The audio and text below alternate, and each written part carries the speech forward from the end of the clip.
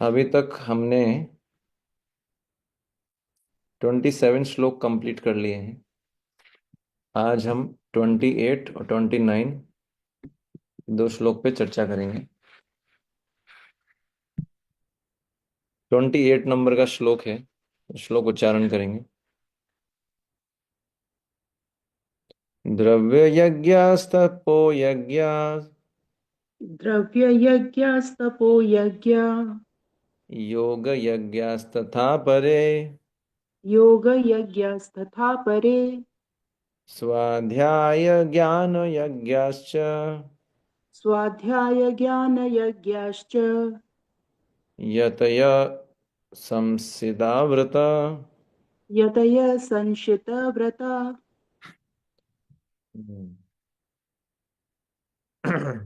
तो अभी जो है हम इसका पे चर्चा करेंगे।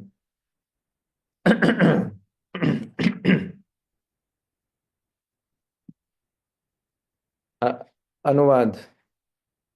कठोर व्रत अंगीकार करके कुछ लोग अपनी संपत्ति का त्याग करके, कुछ लोग कठिन तपस्या के द्वारा, कुछ लोग अष्टांग योग पद्धति के अभ्यास के द्वारा अथवा दिव्य ज्ञान में उन्नति करने के लिए वेदों के अध्ययन द्वारा प्रबुद्ध बनते हैं।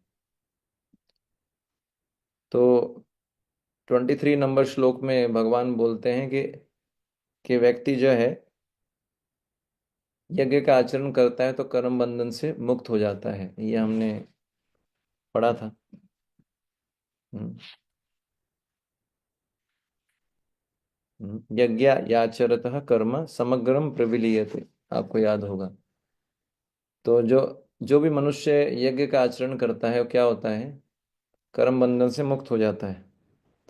फिर भगवान ने 24 नंबर श्लोक से लेकर 27 नंबर श्लोक तक 6 प्रकार के यज्ञों का विवरण दिया। 6 प्रकार के यज्ञ बताए थे जो हमने चर्चा किए थे। आज का जो श्लोक है उसमें भगवान 4 और यज्ञ बता रहे हैं, 4 प्रकार के। द्रव्य यज्ञ, तप यज्ञ, योग यज्ञ, हाँ, उसके लास्ट में स्वाध्याय, स्वाध्याय ज्ञान यज्ञ। तो ये 4 प्रकार के भगवान ने यज्ञ बताए हैं। तो इसको जो है हम चर्चा करेंगे डिटेल के अंदर। सबसे पहले है द्रव्य यज्ञ। द्रव्य यज्ञ, पहला यज्ञ कौन सा है, द्रव्य यज्ञ। तो द्रव्य शब्द जो है द्रव्य शब्द से बना है। द्रव्य शब्द जो है द्रव, द्रव शब्द का अर्थ होता है तरल पदार्थ, लिक्विड। तरल पदार्थ जो बहता है, तरल पदार्थ की पहचान क्या है, जो बहता है, फ्लो करता है। तो द्रव्य शब्द का अर्थ ऐसी वस्तु जो बहने के योग्य है, यानी एक स्थान से दूसरे स्थान पर जाने के योग्य है, उसको बोलते हैं द्रव्य। हम्म। और इसको डिटेल में डिस्कस करें तो मानव समाज के अंदर अगर द्रव्य की बात करते हैं तो ऐसी बहुत सारी उपयोगी वस्तुओं का बोध इससे पता, मतलब द्रव्य शब्द का अर्थ क्या है, ऐसी उपयोगी वस्तुएं, हम्म, जो आवश्यकता के अनुसार एक व्यक्ति के हाथ से दूसरे व्यक्ति के हाथ में जाती है। जैसे मान लीजिए किसी व्यक्ति के पास, इसको और थोड़ा क्लियर करेंगे आपको समझ में आएगा। समझ में आया। द्रव, द्रव शब्द का अर्थ होता है तरल पदार्थ जो बहता है। तो द्रव्य शब्द ऐसी उपयोगी वस्तुओं के लिए आया है जो मानव समाज में एक व्यक्ति से दूसरे के हाथों में चलती रहती है आवश्यकता के अनुसार। तो मानव समाज जो है ऐसा पूर्ण होना चाहिए, इतना पूर्ण होना चाहिए। आइडियल मानव समाज, पूर्ण मानव समाज की पहचान क्या है, कि अगर कोई वस्तु आवश्यकता से अधिक है एक मनुष्य के पास, तो वो उस वस्तु को दूसरे मनुष्य को प्रदान करे जिसके पास वो वस्तु कम है। तभी बैलेंसिंग होगा, है ना। तो ये तभी हो सकता है जब हर व्यक्ति के अंदर त्याग की भावना होगी, त्याग, या जो है यज्ञ करने की भावना होगी। हम्म, समझ में आया। फ्लो। ये द्रव, ये अभी तक हमने चर्चा किया द्रव्य शब्द। उसके आगे लगता है यज्ञ, द्रव्य यज्ञ। यज्ञ शब्द का अर्थ होता है भगवान कृष्ण की प्रसन्नता के लिए कोई भी कार्य करते हैं उसको क्या बोलते हैं, यज्ञ। तो द्रव्य शब्द का अर्थ हमने समझ लिया, यज्ञ शब्द का अर्थ हमने समझ लिया, इसको अगर मिलाते हैं तो क्या बनता है, द्रव्य यज्ञ। यानी भगवान कृष्ण की प्रसन्नता के लिए ऐसा कार्य जिसमें मनुष्य के समाज में, मानव समाज में, हम्म कोई भी उपयोगी वस्तु एक व्यक्ति के द्वारा दूसरे व्यक्ति को दी जाती है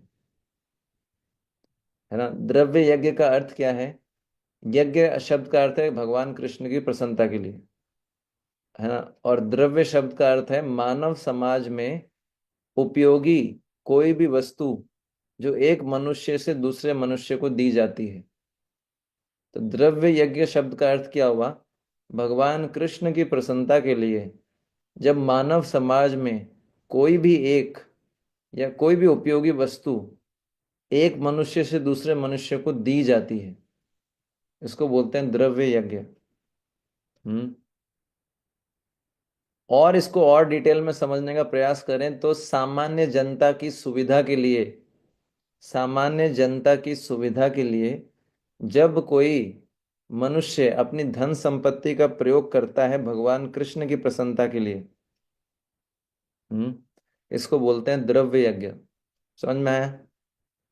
भगवान कृष्ण की प्रसन्नता के लिए जब कोई व्यक्ति सामान्य जनता को सुविधा प्रदान करने के लिए अपनी धन संपत्ति खर्च करता है उसको बोलते हैं द्रव्य यज्ञ। अब प्रभुपाद जी उदाहरण के लिए लिखते हैं, जैसे आपने देखा होगा कि बहुत सारे लोग होते हैं, बहुत सारे जो है या जो अमीर लोग होते हैं या धर्म जो है व्यापारी होते हैं या राजागण होते हैं, वो क्या वो खुलवाते हैं ना, वो क्या खुलवाते हैं, धर्मशाला खुलवाते हैं, है ना। धर्मशालाएं खुलवाते हैं, स्कूलें खुलवाते हैं फ्री एजुकेशन के लिए, अन्न क्षेत्र जहाँ पर भोजन फ्री दिया जाता है, देखा होगा ना आपने।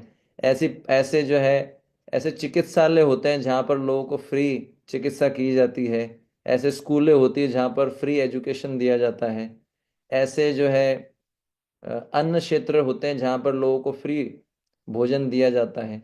तो ये उदाहरण है द्रव्य यज्ञ का। समझ में आया आपको।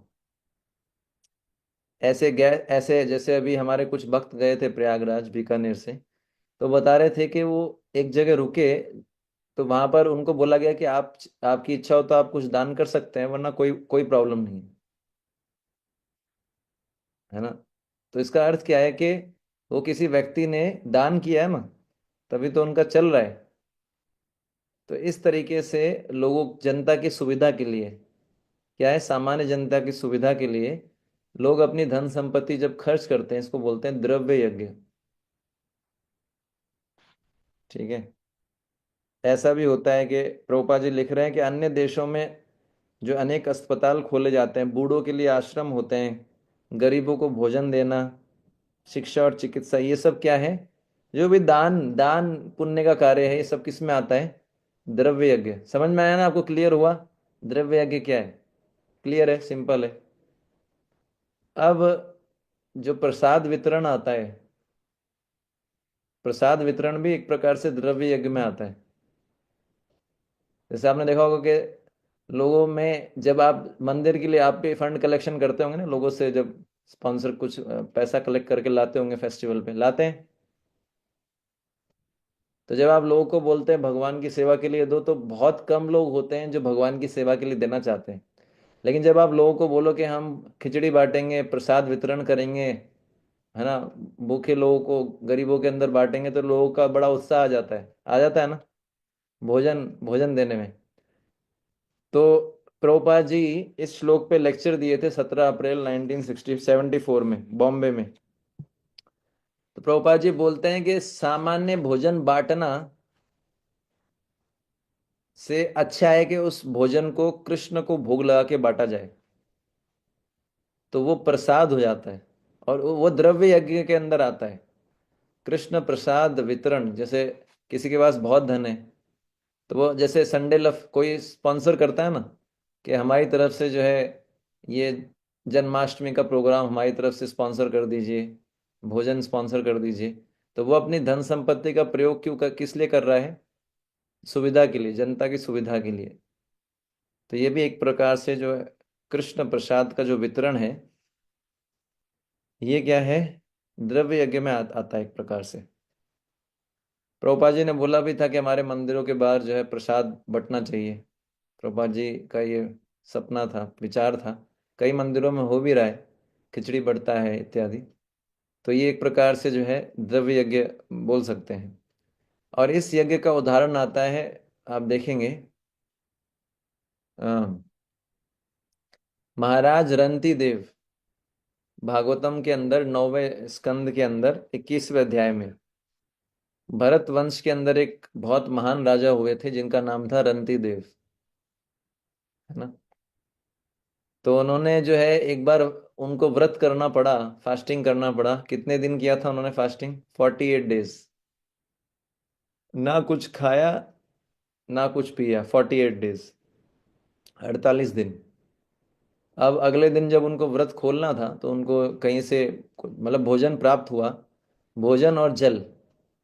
जब वो भोजन और जल फास्टिंग तोड़ने वाले थे, उसी समय एक ब्राह्मण आता है उनकी सभा में, और वो ब्राह्मण का सत्कार करने के लिए अपने भोजन का हिस्सा उनको दे देते हैं। फिर ब्राह्मण जब जाता है, फिर वो अपने परिवार के साथ भोजन करने बैठते हैं। फिर एक शूद्र व्यक्ति आ जाता है, तो अपना उसमें से जो बचा हुआ भोजन है वो उसको दे देते हैं। ठीक है। फिर वो जो बचता है उसको लेने के लिए जैसे ही परिवार के साथ बैठते हैं, फिर एक व्यक्ति होता है जो कुत्तों से घिरा हुआ होता है, और वो आ जाता है। उस व्यक्ति को कुत्तों के साथ भोजन करवाते हैं, तो उनका भोजन पूरा समाप्त हो जाता है।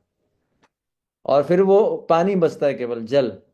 और फिर वो जल लेने के लिए बैठते हैं, इतने में एक चांडाल आ जाता है, तो जल भी उनको दे देते हैं। तो उन्होंने क्या किया, अपनी संपत्ति को सामान्य जनता की भलाई के लिए लगा दिया। द्रव्य यज्ञ का उदाहरण है। बाद में पता लगता है कि ये सारे के सारे देवता होते हैं, और वो उनकी परीक्षा ले रहे होते हैं। अगर हमारी परीक्षा हो तो क्या लगता है आपको? हम तो डर के मारे, इनसिक्योरिटी के कारण पहले ही बोलते हैं, अगर प्रसादम सर्विंग भी करनी हो, भाई मेरी प्लेट अलग से बना के रख लेना। एक्चुअली नियम ये है कि प्रसाद, जब तक सब संतुष्ट ना हो जाए तो सर्विंग वालों को भोजन नहीं लेना चाहिए, प्रसाद नहीं लेना चाहिए। सबको संतुष्ट करके फिर बैठना चाहिए। लेकिन तो ये ऐसा था, ये द्रव्य यज्ञ का उदाहरण है। महाराज रंती देव का, वो सब देवता थे, वो उनकी परीक्षा ले रहे थे। फिर देवता लोग बड़े खुश हो गए। उन्होंने बोला मांगो, आपको क्या वरदान चाहिए? तो उन्होंने बोला मुझे कुछ भी भौतिक वरदान नहीं चाहिए। सेकंड शॉकिंग आपके लिए ये होगा, पहला शॉकिंग तो 48 दिन का व्रत, उसमें भी प्रसाद देना पड़े, है ना। अगर हमारे साथ ऐसा हो तो हमारे अंदर का जो असली व्यक्तित्व है वो बाहर आ जाएगा।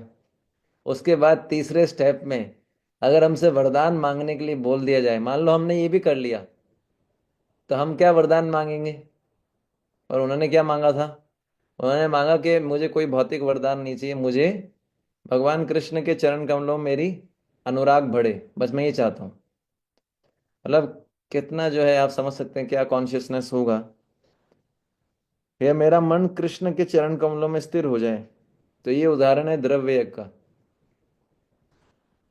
ठीक है। दूसरा क्या है? तपो यज्ञ,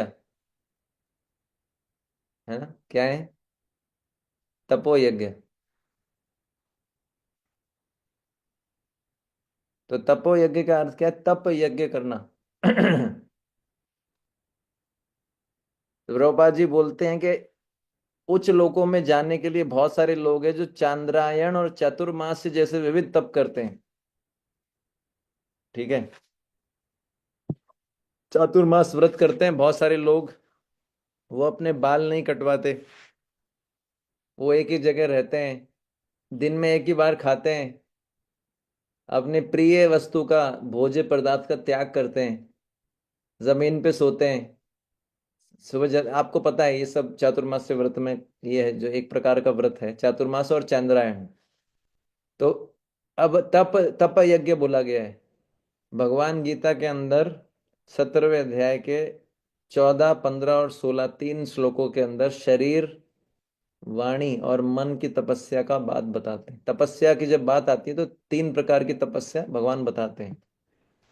ठीक है ना। तो तीन प्रकार की तपस्या जब आप भगवत गीता में देखेंगे, देव द्विज गुरु प्राज्ञ, 17.14, 15 एंड 16।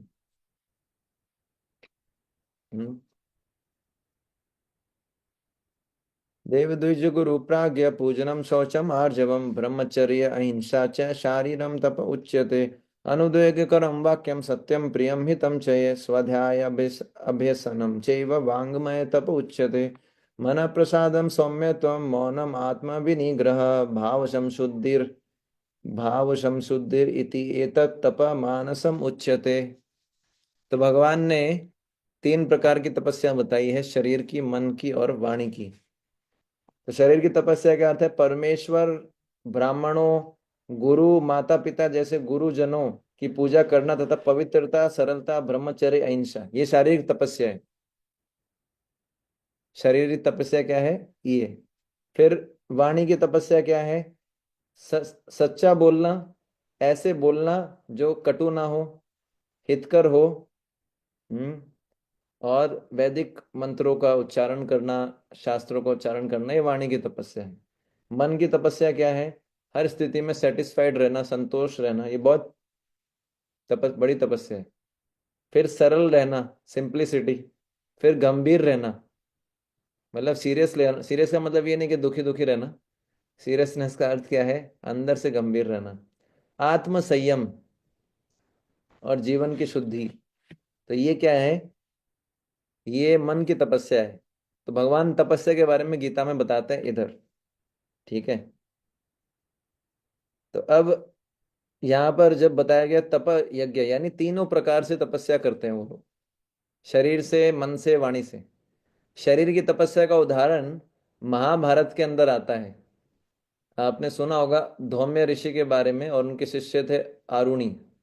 तीन शिष्य थे, उसमें से जो फेमस है जो आरुणि। तो आपको पता है कि धौम्य पहले गुरुकुल में सिस्टम होता था कि सारी सेवाएं करनी पड़ती थी विद्यार्थी को। तो वो जो है एक बार उनके खेत के अंदर जो है पानी आने वाला था, बहुत ज़्यादा मेड़ बनाई थी। तो वो उसमें से रिसाव हो रहा था पानी का। तो आरुणि को भेजा गया, और वो ठंड का समय था। तो आरुणि ने कोशिश किया कि वो पानी खेत में ना आए। उसने प्रयास किया लेकिन वो रोक नहीं पाया, तो वो लेट गया उधर, आरुणि, और लेटे रहे कई घंटे तक। लेटे रहे उस पानी को रोकने के लिए। तो बहुत बड़ी तपस्या थी क्योंकि ठंड का समय था, और शरीर से पानी को रोके रखा। तो ये जब उन्होंने तपस्या की, अपने गुरु को प्रसन्न किया, धौम्य ऋषि को, तो उन्होंने आशीर्वाद दिया तुम्हें वेदों का ज्ञान रिवील हो जाए, है ना। दिव्य ज्ञान हृदय प्रकाशित हो। तो ये है शरीर की तपस्या। ठीक है ना। ये उदाहरण दिया शास्त्र से मैंने आपको। हमारे लिए शरीर की तपस्या क्या है, प्रणाम करना, वैष्णवों को देखते ही ब्राह्मणों को प्रणाम करना, ब्रह्मचर्य का पालन करना। ये जब हम 17 अध्याय पढ़ेंगे तो और डिटेल में चर्चा करेंगे। फिर वाणी की तपस्या का उदाहरण आता है महाभारत के अंदर, जो है वन पर्व के अंदर 55 चैप्टर में विवरण आता है किनका, नल, राजा नल का। नल और दमयंती की कहानी सुनी है आपने। हरे कृष्ण प्रभु जी, हमने सुनी है। आवाज कहाँ से, मेरे को पता नहीं चल पाया। हाँ, अभी अंतर ध्यान है प्रभु जी हम। अंतर ध्यान है क्या, अच्छा। अच्छा, जी यशिका माता जी, अब समझ में आया मेरे को। पहले पता ही नहीं चला, मैंने कहा आवाज। जी ओके। तो जी। तो ये जो स्टोरी है, ये जो है वाणी की तपस्या का उदाहरण है। एक बार के लिए राजा नल की जगह अपने आप को डाल के देखिएगा, फिर मैं आपसे पूछूंगा कि आप क्या करते हैं ऐसी सिचुएशन में।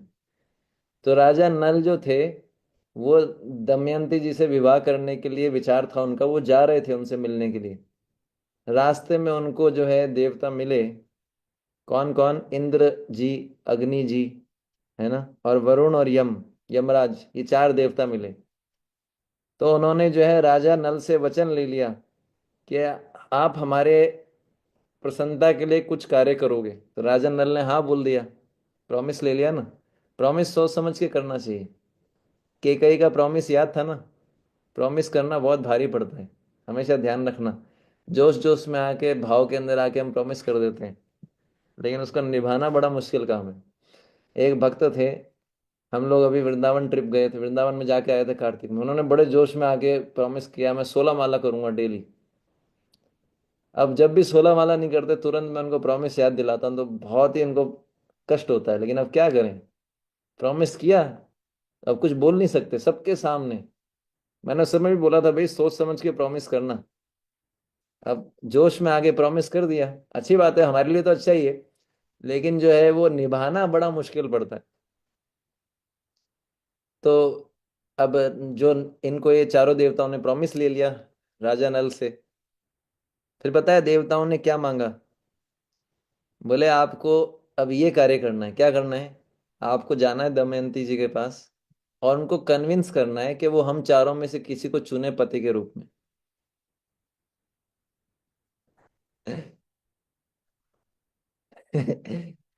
कैसा लगा सुन के? जो जिनका जिनका खुद का इच्छा था विवाह करने का, उनको अब कन्विंस करना है दमयंती जी को कि इन चारों में से किसी को चूज करो।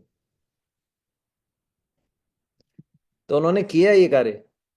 वो गए दमयंती जी के पास, उन्होंने कन्विंस किया पूरा 100% जिनाइनली।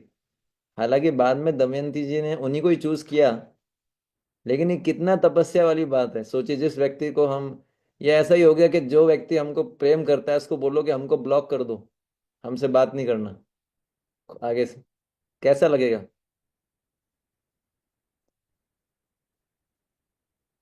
तो ये जो है बहुत मुश्किल काम है। तो ये उन्होंने वाणी की तपस्या वाणी की तपस्या की ना राजा नल ने। हालांकि बाद में जो है उन्हीं को चुना दमयंती जी ने। हम्म। तो ये जो है भगवान कृष्ण की प्रसन्नता के लिए उन्होंने क्या किया, ये सत्य का आचरण किया। वाणी का तपस्या, ऐसे ही मन का भी तपस्या का उदाहरण आता है। मन तपस्या ये और भी हाई डिग्री है। आपको पता है कि जब भगवान राम गए थे, सोने के मृग के पीछे भागे थे, ये वाल्मीकि रामायण में आता है अरण्य कांड में। तो वो जो मारीच थे, उन्होंने क्या है, क्या बोला, हाँ सीते हाँ लक्ष्मण, चिल्लाए थे ना। तो लक्ष्मण जी को तो पता ही था कि ये राम जी की आवाज नहीं है, ये राक्षस है, उनको पता था। पर सीता जी ने जब सुना तो सीता जी को क्या लगा, रे भगवान राम खतरे में, लक्ष्मण जाइए आप। लक्ष्मण जी ने क्या बोला? बोले कि भगवान श्री राम ने आपकी रक्षा का भार मुझे सौंपा है, मैं आपको अकेला छोड़ के नहीं जा सकता। तो वो तो सौंप के गए थे ना, जिम्मेदारी दी थी ना उनको, तो कैसे जा सकते? सीता जी ने उनको क्या बोला? बोले निर्दयी, सीता जी के शब्द है, निर्दयी, क्रूर, कुलंगार। एक तो सेवा करो, ऊपर से इतना ग्लोरिफिकेशन। निर्दयी, क्रूर, कुलंगार, मैं तुझे खूब समझती हूँ। सीता जी ने ये बोला, मैं तेरे को खूब जानती हूँ। हम्म। तो यही चाहता है ना कि श्री राम किसी भारी विपत्ति में पड़ जाएं। इसलिए भगवान भले श्री राम पे ऐसा संकट आ गया फिर भी तू ऐसी बातें कर रहा है। मान लीजिए आप बहुत कठिन सेवा करें और फिर टेम्पल जो भी कमांडर या मैनेजर या प्रेसिडेंट आके आपको कटु शब्द बोले, फिर क्या रिस्पॉन्स होगा? अगली बार आप सेवा करेंगे? कितने लोग अगली बार सेवा करेंगे? प्रैक्टिकल आंसर देना है, थ्योरेटिकल आंसर शुद्ध भक्ति वाला नहीं देना। एक बीमारी होती है, पता है आपको उसको क्या बोलते हैं? उस बीमारी को बोलते हैं प्योर डिवोटी सिंड्रोम, पीडीएस। उसमें क्या है कि व्यक्ति प्योर डिवोटी की भांति बोलता है, हाँ हाँ प्रभु जी, हाँ हाँ, हाँ हाँ प्रभु जी, हाँ हाँ। लेकिन जब वो स्थिति आती है तो क्या होता है?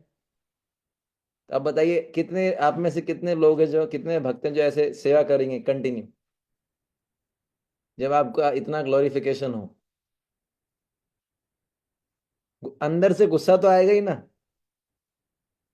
लक्ष्मण जी का इतना नियंत्रण था अपने मन पे, उन्होंने अपने मन के अंदर क्रोध को नियंत्रित किया और सीता जी से बहुत ही कोमलता के साथ व्यवहार कर रहे हैं। मान लीजिए कोई आपको ऐसा बोले तो आप आपको बिल्कुल गुस्सा नहीं आएगा, ऐसा होगा क्या? और आप जो आपको ऐसा बोल रहे हैं कि आप उनको कुछ नहीं बोलेंगे, बिल्कुल भी इफेक्ट नहीं आएगा आपके चेहरे पे? क्या लगता है? तो इसको बोलते हैं मन की तपस्या। ये लक्ष्मण जी ने की थी, है ना? तो ये बहुत मुश्किल तपस्या है। ठीक है, तो ये है उदाहरण तप यज्ञ का। शरीर से तप, मन से तप, वाणी से तप। फिर आगे बोलते हैं योग यज्ञ तथा परे। अन्य प्रकार के लोग क्या करते हैं? योग यज्ञ का आचरण करते हैं। योग यज्ञ क्या है? योग शब्द के चार अर्थ बताए गए हैं।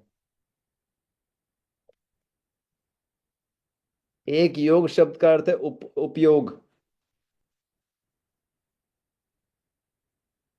एक योग शब्द का क्या अर्थ है? उपयोग। उपयोग मतलब उसको यूज करना। तो योग यज्ञ का अर्थ क्या है? उपयोग का यज्ञ। यानी हर वस्तु को कृष्ण की सेवा में उपयोग करना, सेवा में लगाना। हर वस्तु को कृष्ण की सेवा में लगाना। तो प्रभुपाद जी ने हमको प्रिंसिपल दिया है। क्या प्रिंसिपल दिया है? किसी को पता है? इससे संबंधित प्रिंसिपल दिया है। Utility is the principle. हाँ, यूटिलिटीज प्रिंसिपल। बाकी तीन प्रिंसिपल क्या है?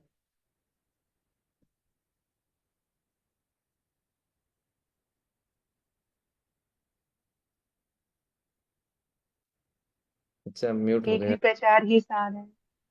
हाँ, क्या आचारी सार है? प्रचार ही सार है। अच्छा अच्छा, प्रचारी सार है, ठीक है। दूसरा? Books are the basis. हाँ, प्रचार किस आधार पे होगा? किताबों, पुस्तकों के आधार पर। तीसरा क्या है? Purity is the fruits. हाँ, शुद्धता ही शक्ति है ना? प्रचार ही सार है, पुस्तकें ही आधार है। चौथा क्या है? उपयोगिता ही सिद्धांत है। Utility is the principle. ये चार चीजें प्रभुपाद जी ने बताई थी। तो प्रभुपाद जी ने इसका प्रयोग किया है सिद्धांत का। कैसे, पता है आपको? प्रभुपाद जी अमेरिका गए तो वहां पर बहुत सारे हिप्पी लोग थे, जिनको कोई, एक्चुअली प्रभुपाद जी बोल रहे थे कि इन हिप्पियों को सबने रिजेक्ट कर दिया था। रिजेक्टेड लोग थे ये। सब लोग किन किन को पकड़ते हैं? जो बढ़िया हो, जो किसी प्रकार, हर प्रकार से काम के व्यक्ति हो, क्रीम लोगों को पकड़ते हैं ना सब। प्रभुपाद जी ने ऐसे लोगों को पकड़ा जो नशा करते थे, जिनको कोई, सब रिजेक्टेड थे जिनके, और ऐसे लोगों को भक्त बना दिया। ठीक है, तो इसको क्या बोलते हैं? Utility is the principle. ऐसे लोग जो किसी की, जो है, जो मतलब जिनको सबने रिजेक्ट कर दिया था, प्रभुपाद जी ने उनको, उन हिप्पियों को पकड़ के क्या किया? भक्त बना दिया। दूसरा उदाहरण है, विदेशों के अंदर कई चर्च देखे प्रभुपाद जी ने। वो चर्च खाली पड़े थे, काम नहीं आ रहे थे। प्रभुपाद जी ने उनमें बहुत सुंदर सुंदर मंदिर बना दिए, बहुत बड़े। अभी कई कई चर्चों में हमारे मंदिर है, पता है आपको? पहले वो चर्च हुआ करते थे, बड़े बड़े चर्च थे, उसमें कोई कम लोग आते थे। ठीक है ना? अगर कोई व्यक्ति, जैसे आपने सुना होगा, श्याम सुंदर प्रभु थे। श्याम सुंदर प्रभु है मतलब प्रभुपाद डिसाइपल। उनको कारपेंट्री का काम आता था। प्रभुपाद जी ने उनको क्या बोला? जगन्नाथ जी के विग्रह बनाओ, सारा सब जो भी। और जयानंद प्रभु मैकेनिकल इंजीनियर थे, उनको बोला रथ बनाओ। तो प्रभुपाद जी क्या करते थे? जिसको जो कला आती थी उसको उसी में लगा देते थे। उपयोगिता ही सिद्धांत है। ठीक है ना? एक माता जी, इनको पेंटिंग बहुत अच्छी आती थी, तो उनको बोला कि आप पेंटिंग बनाओ। तो इस तरीके से उपयोगिता ही सिद्धांत है। ये है योग यज्ञ का एक अर्थ। दूसरा, योग शब्द का अर्थ होता है उपाय। उपाय, उपाय का अर्थ होता है तरीका, या क्या बोल सकते हैं दूसरा अर्थ में? समानार्थी शब्द मुझे पता नहीं। मतलब हर प्रकार से। उपाय का अर्थ क्या होता है? योग यज्ञ का अर्थ क्या हो गया? उपाय यज्ञ। उपाय यज्ञ का अर्थ क्या है? प्रभुपाद जी ने हर प्रकार से, हर उपाय से कृष्ण भावनामृत को पूरे संसार में फैलाया। ऐसी कोई चीज नहीं थी जो प्रभुपाद जी ने यूज नहीं की। कृष्ण भावनामृत को पूरे संसार में फैलाने के लिए प्रभुपाद जी ने सब प्रकार के उपाय लगाए। प्रभुपाद जी एरोप्लेन में ट्रेवल किए, प्रभुपाद जी ने जो है प्रेस यूज की, प्रभुपाद जी ने मॉडर्न टेक्नोलॉजी यूज किया, सब प्रकार से सब उपाय से कृष्ण भावनामृत को पूरे संसार में फैलाया। हम्म प्रभुपाद जी ने देखा जब भारत के अंदर वो प्रचार कर रहे थे तो ज्यादा रिस्पांस नहीं मिल रहा था, तो उन्होंने उपाय लगाया, विचार किया कि कैसे अगर अगर मैं अमेरिका जाके प्रचार करूं, वहां से कुछ भक्तों को यहाँ पर लेके आऊं तो उनको देख के फिर ये लोग भक्त बन जाएंगे। तो ये भी प्रभुपाद जी ने उपाय किया। तो ये उदाहरण है सेकंड का उपाय। योग शब्द का दूसरा अर्थ है उपाय। योग शब्द का तीसरा अर्थ पता है आपको क्या है? नियम। योग शब्द का तीसरा अर्थ है नियम।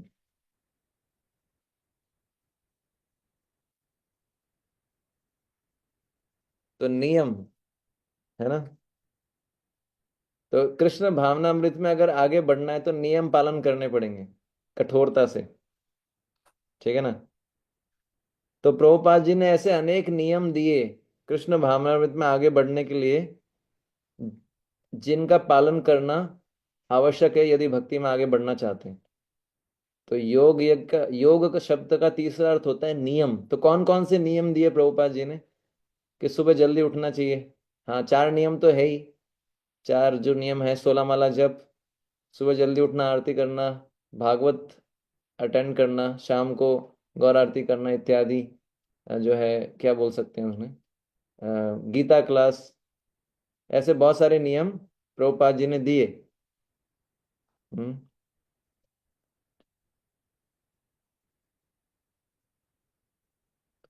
प्रभुपाद जी नियमों के पालन के लिए बहुत कठोर थे। बहुत सारे लोग आए, हरे कृष्ण आंदोलन में चले गए, पर प्रभुपाद जी ने अपने नियम नहीं बदले। ये नहीं सोचा अरे लोग कम हो जाएंगे, थोड़ा रिलैक्स कर दो लोगों को। जो जो जाएगा जो जाएगा, हमारे नियम कठोर हैं। प्रभुपाद जी अमेरिका गए थे, स्पेशली एक जगह बताते हैं, ये जो इलिसिट सेक्स वाला जो नियम था ये बड़ा कठिन था पाश्चात्य लोगों के लिए फॉलो करना। प्रभुपाद जी बहुत स्ट्रिक्ट रहे इस पे। प्रभुपाद जी ने बोला, बोले अगर अगर आपको जो है ब्राह्मण बनना है तो फॉलो करना पड़ेगा, वरना आप जा सकते हैं। तो प्रभुपाद जी बहुत स्ट्रिक्ट थे नियमों के पालन के लिए, ठीक है ना। क्योंकि अगर भक्ति में आगे बढ़ना है तो नियमों का कठोरता से पालन करना पड़ेगा, ठीक है। चौथा, योग शब्द का अर्थ क्या है? आदेश। चौथा, योग शब्द का अर्थ क्या है? आदेश। तो योग यज्ञ शब्द का अर्थ क्या हुआ? आदेश यज्ञ। इसका अर्थ क्या है कि आपको पता होगा कि प्रभुपाद जी जब पहली बार अपने गुरु महाराज से मिले थे तो उनके गुरु महाराज ने क्या बोला था कि तुम पढ़े लिखे हो, तो हम जो है विदेश में जाके कृष्ण भक्ति का प्रचार क्यों नहीं करते? चैतन्य महाप्रभु के संदेश को है ना अंग्रेजी भाषा में प्रचार करना चाहिए। और फिर क्या बोला? अगर तुमको कभी धन प्राप्त हो तो पुस्तकें छपाना। तो ये आदेश दिया था भक्ति सिद्धांत जी ने। किनको आदेश दिया था? प्रभुपाद जी को। बस ये एक ही आदेश 2-3 बार बोला था, है ना। और प्रभुपाद जी इतने सीरियस थे, इस आदेश को हमेशा ध्यान रखा। तो योग यज्ञ का अर्थ क्या है? जो गुरु ने आदेश दिए हैं, है ना, जो कृष्ण भावनामृत के अनुकूल है उनका पालन करना, इसको बोला जाता है योग यज्ञ। तो प्रभुपाद जी ने इसके अलावा भी बहुत सारी चीजें की, बड़े बड़े मंदिर बनवाए, हर प्रकार से जो है सब किया, लेकिन अल्टीमेटली ये वाला आदेश को मेन रखा। कौन सा? प्रचार और पुस्तक वितरण, पुस्तक छपाना और वितरण करना। इसलिए प्रभुपाद जी बोलते थे, we want to please me, distribute my books. Books पे तो बहुत ज्यादा जोर देते थे प्रभुपाद जी। समझ में आया? तो इसको बोलते हैं योग यज्ञ। गुरु जी ने आदेश दे दिया, उसको सीरियसली लेके फॉलो करना। बताया भी गया है कि भक्ति में आगे बढ़ना है तो गुरु के आदेश का पालन करना स्ट्रिक्टली। लाइफ एंड सोल, गुरु के आदेश को श्रील विश्वनाथ चक्रवर्ती ठाकुर बोलते हैं लाइफ एंड सोल। जिसने बना लिया वो भक्ति में आगे बढ़ सकता है। एक गुरु जी ने बोल दिया बस, फाइनल। उसको फॉलो करने के में दिमाग लगाना ना, उसको जो है तोड़ने के लिए दिमाग लगाना। कहाँ से लाइसेंस मिलेगा, कहाँ से इससे बाहर निकले, है ना। आर्ग्यूमेंट करना, ये नहीं हो सकता, ये नहीं हो सकता, अरे इतना दिमाग, ये कैसे हो सकता है, उसमें लगाओ। लेकिन हम क्या करते हैं, ये नहीं हो पाएगा, ये नहीं हो पाएगा। सारा एनर्जी हमारा उसी में लगता है, कैसे होगा ये सोचो। एनीवे तो ये इस प्रकार से योग यज्ञ का अर्थ बताया गया है। फिर आगे बताया गया स्वाध्याय ज्ञान यज्ञश्च। स्व अध्याय, स्व मतलब क्या होता है, अपने आप। अध्याय का अर्थ क्या होता है, अध्ययन करना या पाठ करना। स्व अध्याय, अपने आप अध्ययन करना या पाठ करना, यानी अपने प्रयास से शास्त्रों का अध्ययन करना या पाठ करना, इसको बोलते हैं स्वाध्याय।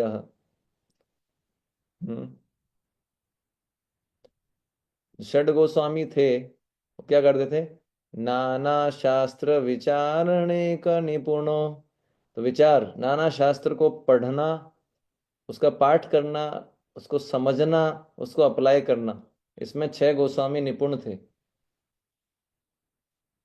तो इसको बोलते हैं स्वाध्याय। ठीक है ना। स्वाध्याय ज्ञान यज्ञ।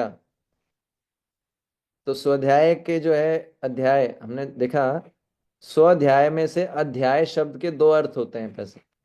स्व मतलब अपने आप, अध्याय मतलब अध्ययन करना, दूसरा अर्थ होता है पाठ करना। एक अर्थ होता है अध्ययन करना, दूसरा अर्थ होता है पाठ करना। पाठ करना और अध्ययन करने में फर्क होता है। पाठ करना मतलब जोर जोर से उच्चारण करना, जैसे हम श्लोक उच्चारण करते हैं, या कभी कभी मन में भी उच्चारण करना, इसको बोलते हैं पाठ करना। तो जब जोर जोर से बोल के उच्चारण किया जाता है तो ये वाणी की तपस्या में आ जाता है। ठीक है। और जब मन के अंदर उच्चारण किया जाता है तो क्या है, ये मानसिक तपस्या में आ जाता है। यानी जब हम शास्त्रों को जोर जोर से बोल के पढ़ते हैं तो ये क्या है, ये वाणी की तपस्या में आ जाता है। तो इसकी हम ऑलरेडी चर्चा कर चुके हैं तपा यज्ञ में, है ना। तो अध्याय का दूसरा अर्थ क्या है, अध्ययन करना। जब हम बोलते हैं, एक तो होता है सिंपल पाठ करना, एक होता है अध्ययन करना। अध्ययन करने में क्या होता है कि डिटेल में जाना पड़ता है, एनालिसिस करना पड़ता है, विश्लेषण करना, क्या बोलते हैं उसको, एनालिसिस को हिंदी में जो है एनालिसिस करना, उस पे जो है विचार करना। ठीक है ना, विश्लेषण। तो इसमें बुद्धि का भी प्रयोग होता है। अध्ययन करना, पाठ करने में बहुत डिफरेंस है। पाठ करना मतलब एनालिसिस नहीं करते, केवल उच्चारण करना, है ना। अध्ययन का मतलब उसको उच्चारण करना, उसको समझना, उस पर मनन करना, उसको जीवन में कैसे लागू करना है, इसको बोलते हैं अध्ययन। तो प्रभुपाद जी ये नहीं, प्रभुपाद जी बोलते थे study my books. Study my books का अर्थ क्या है कि बुक्स को पढ़ो, उस पर एनालिसिस करो, विचार करो ना। अध्ययन, एक होता है रीड करना, एक होता है अध्ययन करना, दोनों में फर्क है। ठीक है। भगवान ने गीता के 18वें अध्याय के 70वें श्लोक में बोला है, बोले हे अर्जुन, जो व्यक्ति हम दोनों के इस संवाद का अध्ययन करेगा, भगवान ने ये नहीं बोला पाठ करेगा। 18.70 श्लोक देखेंगे, भगवान बोलते हैं जो हमारे संवाद का अध्ययन करेगा, उस व्यक्ति के द्वारा मैं ज्ञान यज्ञ के माध्यम से पूजित होऊंगा। समझ में आया। यानी कि अगर कोई भगवत गीता पढ़ता है, उसका अध्ययन करता है, तो वो ज्ञान यज्ञ कर रहा है बेसिकली। गीता का अध्ययन ज्ञान यज्ञ, इसलिए कभी कभी लिखा होता है श्रीमद् भागवत ज्ञान यज्ञ। गीता यानी अध्ययन करना किस में आता है, स्वाध्याय में भी आता है और ज्ञान यज्ञ में भी, क्योंकि बुद्धि प्रयोग करनी पड़ती है ना। तो और ज्ञान यज्ञ का एक और अर्थ होता है अनुभवी व्यक्ति से श्रवण करना, किसी अनुभवी व्यक्ति से श्रवण करना। हम्म।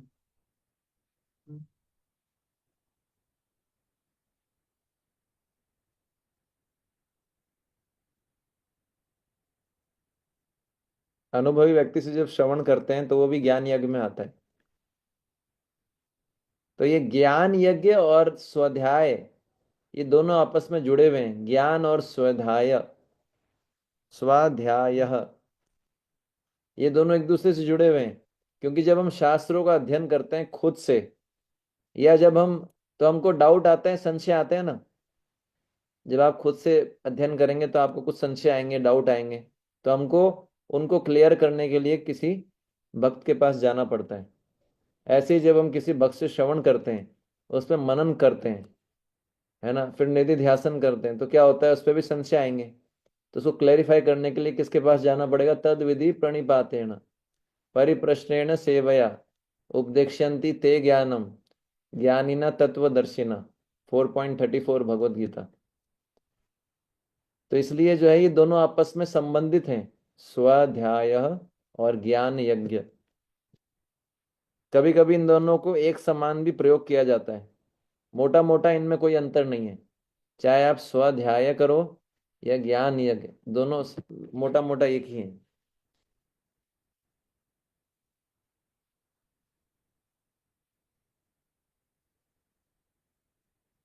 ठीक है, तो ये हो गया स्वाध्याय और ज्ञान यज्ञ। ये तीन प्रकार के यज्ञ, अभी चर्चा, चार प्रकार के यज्ञ हम चर्चा कर चुके हैं। सबसे पहला कौन सा था? द्रव्य यज्ञ। दूसरा कौन सा था? वाणी यज्ञ। योग यज्ञ। नहीं, दूसरा दूसरा तप यज्ञ। द्रव्य द्रव्य यज्ञ, तपस यज्ञ। तीसरा था योग यज्ञ। उसके बाद चौथा कौन सा था? स्वाध्याय ज्ञान। ये दोनों एक साथ है। ठीक है ना। फिर भगवान आगे बोलते हैं यतया संसित व्रता, मतलब ये लोग यति तथा संसित व्रती हैं। यति शब्द, यतया और संसित व्रता, ये दो शब्द आए हैं। ठीक है ना। यतया, यतया शब्द यत शब्द से आए, यत। हम्म। तो यत शब्द का एक अर्थ होता है प्रयत्न करना। क्या करना? प्रयत्न करना, प्रयास करना। तो यति शब्द का अर्थ ऐसा व्यक्ति जो प्रयत्नशील है, जो प्रयास करता है। तो भगवान बताना चाहते हैं कि जो चार प्रकार के यज्ञ श्लोक में बताए गए हैं, ठीक है ना, तो इन चार प्रकार के यज्ञों का जो आचरण करते हैं वे वास्तव में कृष्ण के चरण कमलों को प्राप्ति के लिए प्रयास करते हैं, प्रयत्नशील हैं। इसलिए शब्द आया यतया, है ना। जैसे हम बोलते हैं ना, माधव तिथि भक्ति जननी यतने पालन कोरी। अपने आप थोड़ी होती है एकादशी, करनी पड़ती है ना। अपने आप भोजन थोड़ी छूट जाता है। अपने आप भोजन नहीं छूटता, भजन छूटता है। भोजन कभी नहीं छूटता, कुछ भी हो जाए, पर भजन छूट जाएगा, भोजन नहीं छूटेगा। ठीक है ना। ठीक है, हरे कृष्ण। तो ये यति शब्द का अर्थ है। आपका क्या अनुभव है? अपने आप भोजन छूटता है या भजन छूटता है? भोजन तो मुश्किल से छूटता है।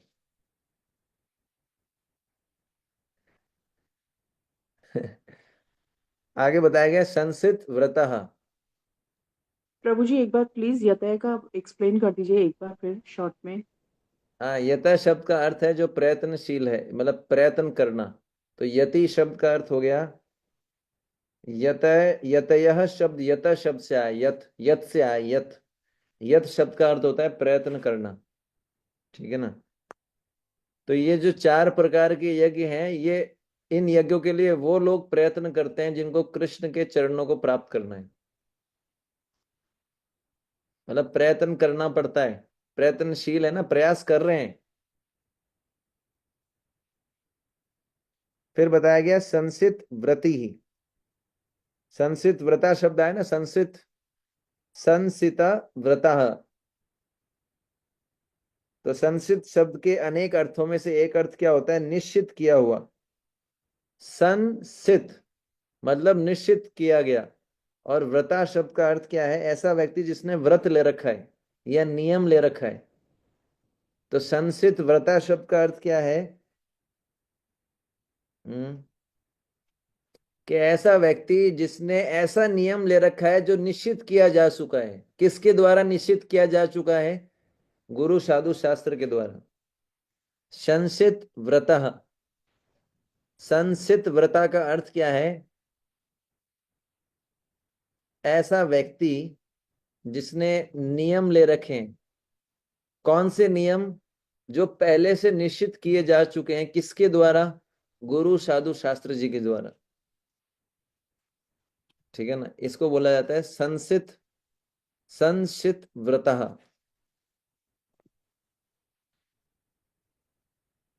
तो हमको भी बहुत सारे नियम हमने ले रखे हैं ना। 16 माला करना, 4 नियम पालन करना, क्लास में वीडियो ऑफ रखना। एक मिनट, ये तो नियम नहीं था। ये तो हमको गुरुजी ने नहीं बोला था, ये तो हम अपने मन मर्जी कर रहे हैं। ठीक है ना। 4 नियम, 16 माला जप करना, मंगल आरती में उठना, इसके लिए तो करते ही हैं। चार है ना, ये सब जो है। तो ये जो है ये किस में आता है? संशित, संशित व्रता।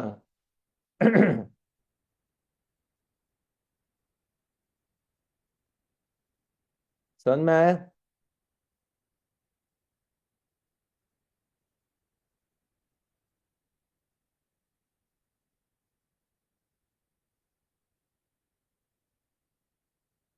तो अगर कोई व्यक्ति नियमों का पालन नहीं करेगा और शास्त्र पढ़ेगा तो उसको पूरा लाभ नहीं मिलने वाला।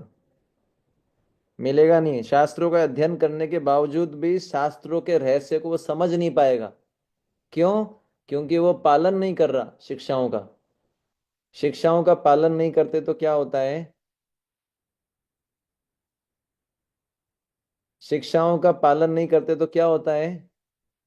प्रभुपाद जी की जगह बोलते हैं, प्रभुपाद जी कोटेशन है एक, कि दर्शन बहुत अच्छा है, दर्शन श्रेष्ठ है, लेकिन दर्शन से भी श्रेष्ठ क्या है? दर्शन का पालन करना, है ना। जैसे हम में से बहुत सारे लोग प्रचार करते हैं ना, बोलते हैं आप आत्मा हो, हम सब आत्मा हैं, लेकिन इसका रियलाइजेशन नहीं है हमारे को, हम इसका पालन नहीं कर पाते। तो दर्शन तो बहुत अच्छा है, अगर हमको इसका रियलाइजेशन हो जाए तो वो और भी बढ़िया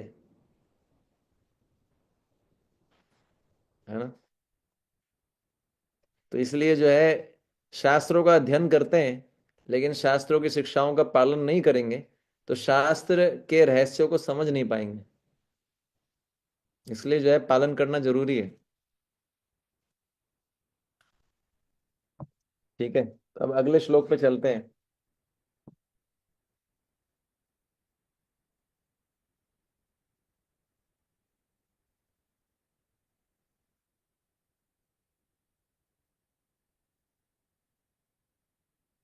अपाने जुवति प्राणम,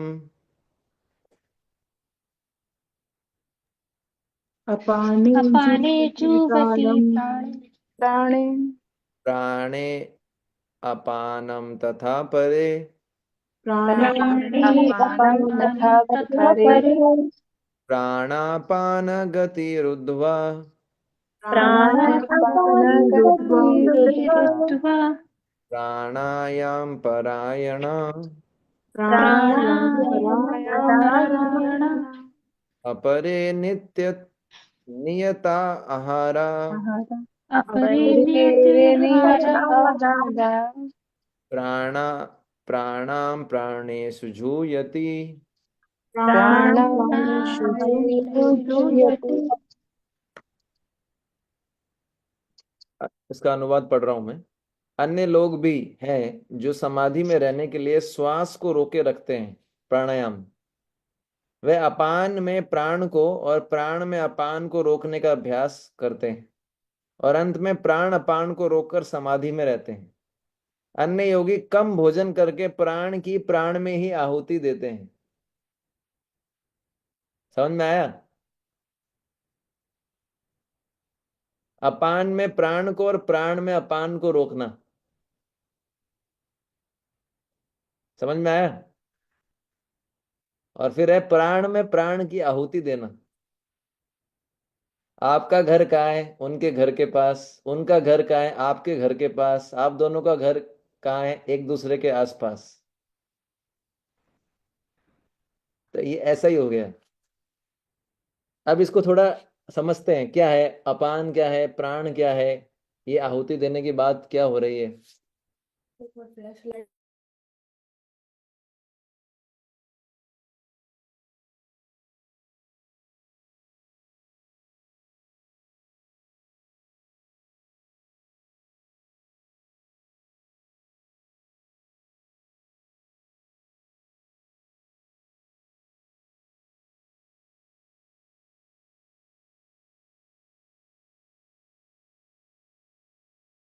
ठीक है, तो यहाँ पर क्या बताया गया है, अब इसको थोड़ा थोड़ा धैर्य के साथ समझना पड़ेगा। तो अभी तक भगवान ने 10 प्रकार की यज्ञ बता दी हैं, ठीक है ना। अभी श्लोक में जो है भगवान 3 और यज्ञ बता रहे हैं। पहला तो बता रहे हैं प्राण को, अपान में प्राण को। सेकंड में बता रहे हैं प्राण में अपान को। तीसरा बता रहे हैं प्राण में प्राण को। तो टोटल 13 यज्ञ हो जाएंगे इस श्लोक तक। कितने? 13 यज्ञ। रोज ही ज्यादा प्राण मत पियो हमारे, जल्दी बता दो, खत्म करो फटाफट, 9 बजने वाला है। तो यहाँ पर जो है पहला है अपाने जुवती प्राणम, यानी कुछ योगी गण अपान में प्राण का हवन करते हैं। अब मैं फिर से वो आपको पूछूंगा, पहले हमने चर्चा किया था ना, हवन सामग्री क्या है यहाँ पर? प्राण। और अग्नि क्या है? अपान। अपान में प्राण का हवन करते हैं। अपान क्या हो गई? अग्नि। जिसका हवन किया जा रहा है वो क्या हो गए? प्राण। यानी प्राण को अपान में डालते हैं। इसको थोड़ा समझने का प्रयास करेंगे। प्राण यहां पर क्या है? प्राण यहां पर है प्राण वायु, ठीक है ना। प्राण यहां पर क्या है? प्राण वायु। और अपान क्या है? अपान वायु। इसके बारे में बताया था ना आपको लास्ट कुछ समय पहले, 10 प्रकार की वायु होती है शरीर में। उसमें से 5 मेन होती है, 5 सेकेंडरी होती है। उसमें से मैंने बताया था प्राण वायु और अपान वायु। तो प्राण वायु क्या होती है? ये हमारे हृदय के भाग में रहती है। प्राण वायु क्या होती है? हमारे हृदय के भाग में रहती है। और अपान वायु कौन सी होती है? प्राण वायु जो होती है हमारे हृदय के भाग में रहती है और हमारे श्वास को नियंत्रित करती है। अपान वायु जो होती है वो गुदा, गुदा के क्षेत्र में रहती है, ठीक है ना। और इसी के द्वारा मल और मूत्र का विसर्जन होता है, ठीक है। ये जो है ये समझ में आया आपको? प्राण और अपान 2 प्रकार की वायु हैं। इस श्लोक में जो बताया गया उसको हम डिस्कस कर रहे हैं। तो पहला बताया क्या कि अपान में प्राण का हवन करना, यानी अपान क्या हो गई? अग्नि हो गई। प्राण क्या हो गई? हवन सामग्री। तो अपान वायु कौन सी हो गई? गुदा द्वार, जो नीचे के एरिया में रहती है। और प्राण वायु कौन सी हो गई? जो हृदय के एरिया में रहती है। तब क्या बता रहे हैं कि प्राण वायु को अपान वायु में क्या करो? हवन कर डालो। अब थोड़ा सोचिए इसका अर्थ क्या हो सकता है।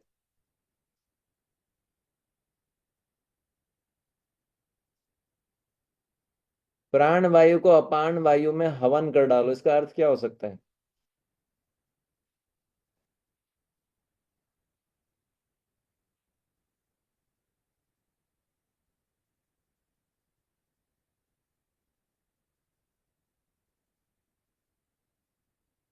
प्राणायाम किया आपने? किसी ने प्राणायाम के बारे में कुछ जानते हैं आप लोग? है ना, उसमें जानते हैं, मतलब एक तो होता है जानना, एक होता है करना। आप में से कितने लोग प्राणायाम करते हैं?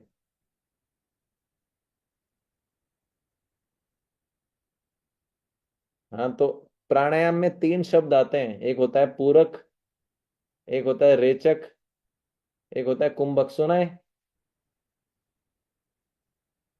हाँ, तो ये तीन शब्द आते हैं, जो इस विषय को जानते हैं अच्छे से वो उनको पता है। पूरक का अर्थ क्या होता है? सांस को अंदर लेना। अब जो इनहेल बोलते हैं ना, इनहेल, वो होता है पूरक। ठीक है ना। और एक्सेल क्या होता है? रेचक। ठीक है। और वायु को अंदर रोकना, उसको वायु को रोकना क्या बोलते हैं? इसको कुंभक। जब वायु को अंदर लिया जाता है इसको क्या बोलते हैं? पूरक। जब वायु को रोकते हैं, चाहे अंदर रोको चाहे बाहर रोको, उसको क्या बोलते हैं? कुंभक। और जब वायु को बाहर छोड़ते हैं उसको क्या बोलते हैं? रेचक। है ना, ये पहले क्लियर होना चाहिए। अब जो है, अपान वायु में प्राण वायु का क्या करना? हवन करना। अब आप सोचिए, अब इसका अर्थ क्या हो सकता है?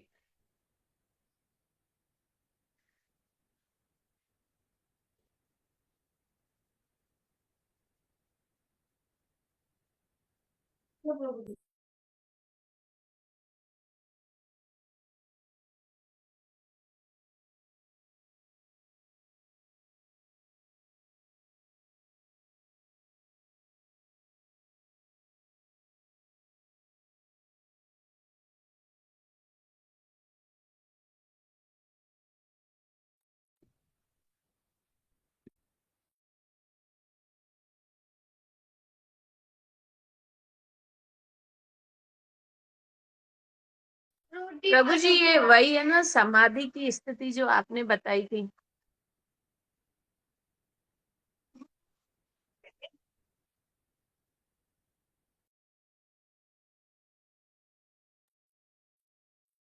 ये कौन सी? आप क्या बता रहे हैं? हरे कृष्णा। प्रभु जी, आपने बताया था ना कि समाधि की स्थिति में जो योगी होता है वो प्राणवायु को रोक लेता है और सारे उसके जो कार्य होते हैं उसको शिथिल करके रोक के और फिर समाधि में चला जाता है। उस समय वो उसकी कुछ भी कार्य नहीं करता है, न डाइजेशन का, न विसर्जन का, न प्राण लेने का। हाँ, पर इसको और अच्छे से समझा जा सकता है। ठीक है, तो इसमें जो इसका अर्थ क्या है, जब हम सांस को अंदर लेते हैं तो हम क्या कर रहे हैं? पूरक कर रहे हैं। तो ये जो जिस वायु को अंदर ले रहे हैं, ये वायु अंदर जाके किस में मिक्स होगी? ये अंदर जाएगी सांस के माध्यम से। ठीक है ना। ठीक है। और फिर जो है, प्राण वायु के साथ ये जो वायु हम बाहर से ले रहे हैं उसके साथ मिक्स होकर ये नाभि से होती हुई अपान वायु के अंदर मिक्स हो जाती है, विलीन हो जाती है। समझ में आया? जब हमने पूरक किया, सांस लिया, तो ये वायु जो हम बाहर से ले रहे हैं ये प्राण वायु के साथ मिक्स हो जाएगी जो हमारे हृदय के क्षेत्र में है। और उसके साथ ये मिक्स होके कहाँ जाएगी? ये कन्वर्ट किस में विलीन हो जाएगी? अपान वायु में। अपान वायु जो नीचे के हमारे शरीर के नीचे के हिस्से से निकलती है उसको अपान वायु बोलते हैं। ठीक है, ये क्लियर हुआ आपको? इसको बोला गया क्या है? अपान में प्राण का हवन करना, यानी सांस को अंदर लेके, सांस वायु को अंदर लेना। ठीक है ना। और फिर ये वायु जो है प्राण वायु के साथ अपान वायु में विलीन हो जाती है। ठीक है ना।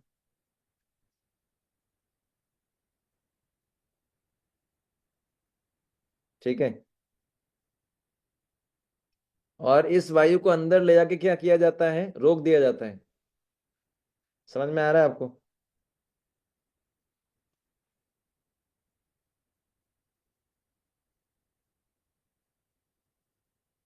जैसे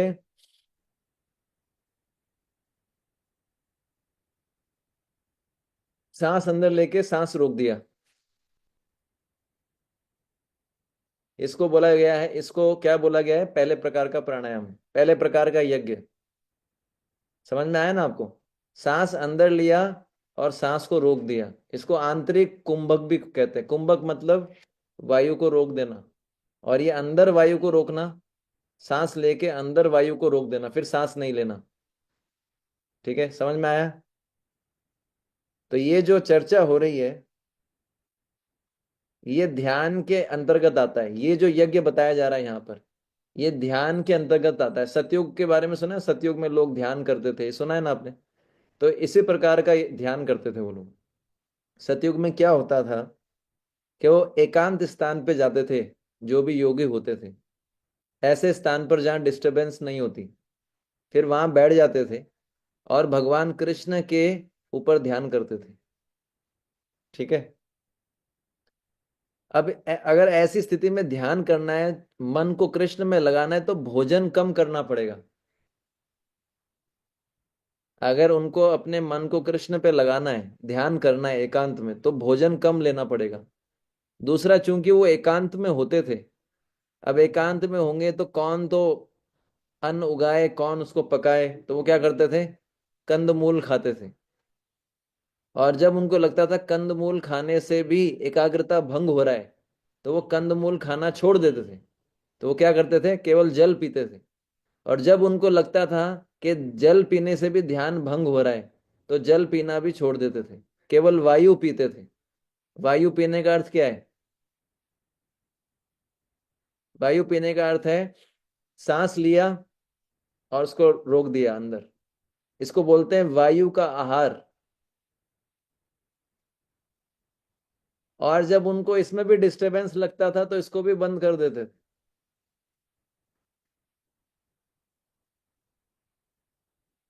समझ में आया?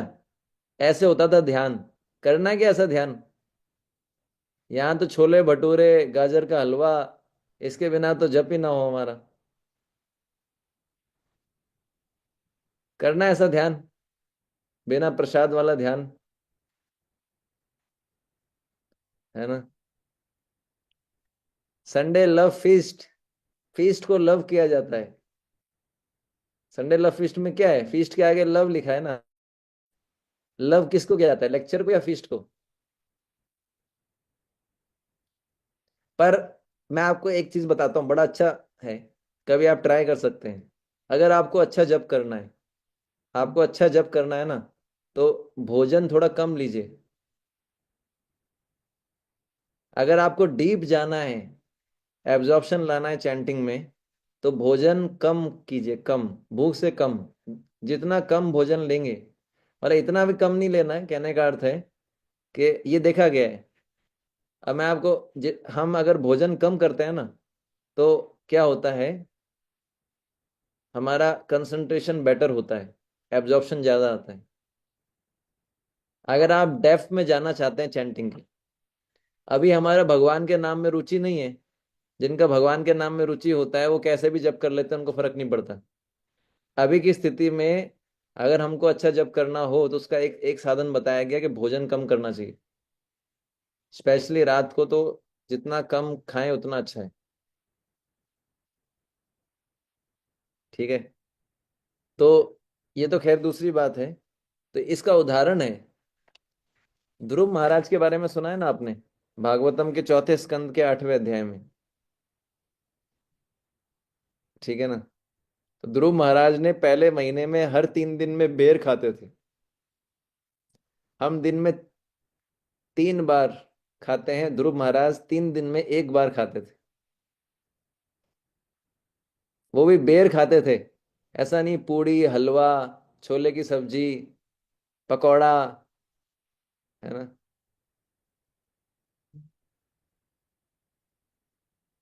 फिर दूसरे महीने में हर 6 दिन में सूखे पत्ते खाते थे। फिर जब उनको लगा कि इससे भी डिस्टरबेंस आ रही है, तो तीसरे महीने हर 9 दिन में जल पीते थे। फिर इनको लगा इससे भी डिस्टरबेंस आ रहा है, उतना डेफ में नहीं जा पा रहा हूं मैं, एब्जॉर्प्शन नहीं आ रहा, बाधा आ रही है। फिर हर 12 दिन में एक बार सांस लेते थे। फिर उनको लगा शायद ये भी ज्यादा हो रहा है, उन्होंने सांस बंद कर दी और एक टांग पे खड़े हो गए।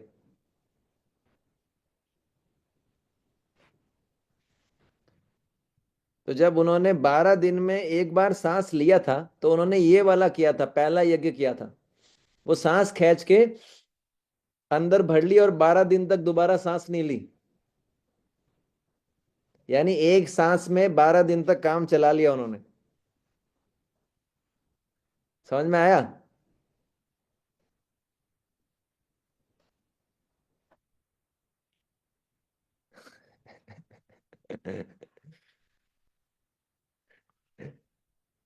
अगर कोई ऐसा अगर करे ना, तो उसका जीवन का अवधि बढ़ सकता है। पता है आपको? आपको देखो, लंबा जीने के लिए लोग क्या क्या नहीं करते।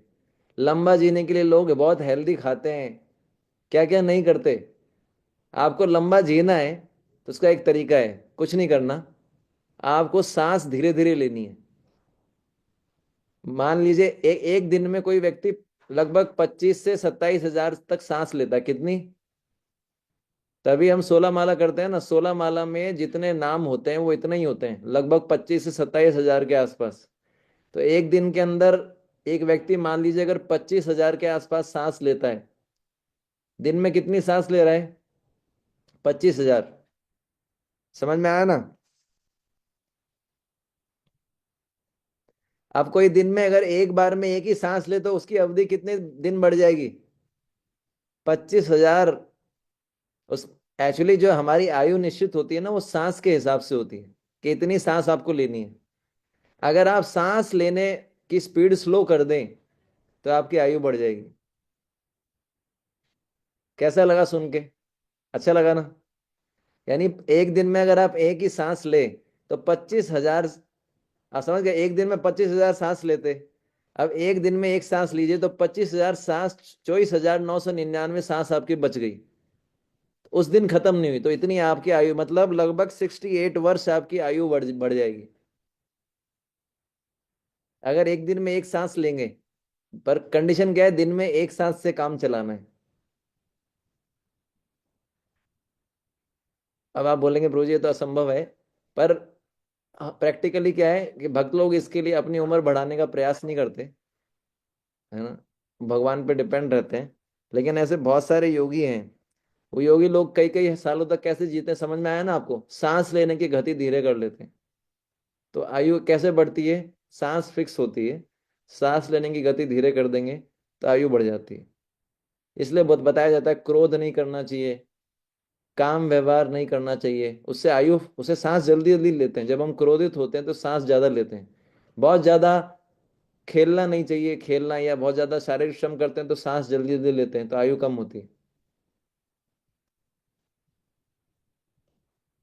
ये सामान्य योगियों के लिए है, भक्त लोग जो है आयु बढ़ाने के पीछे नहीं जा रहे थे, है ना।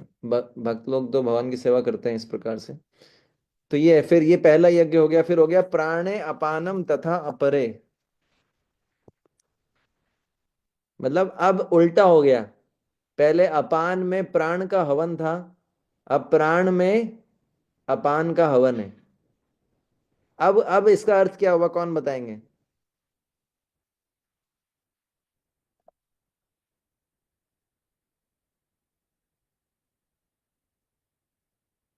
पहला समझ में आया ना आपको? पहला था अपान में प्राण का हवन करना, अब उल्टा हो गया है, प्राण में अपान का हवन करना। अब इसका अर्थ कौन समझाएंगे?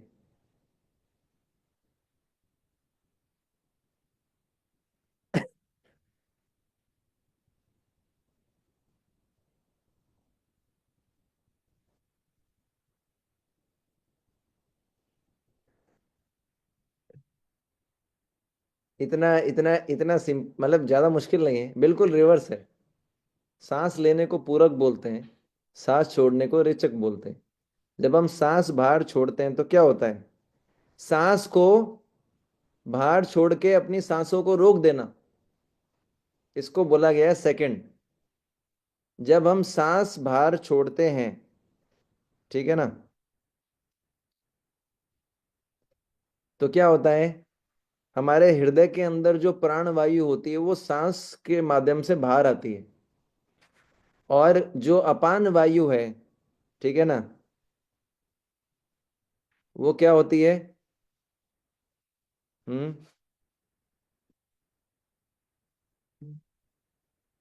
जब हम सांस को बाहर छोड़ते हैं,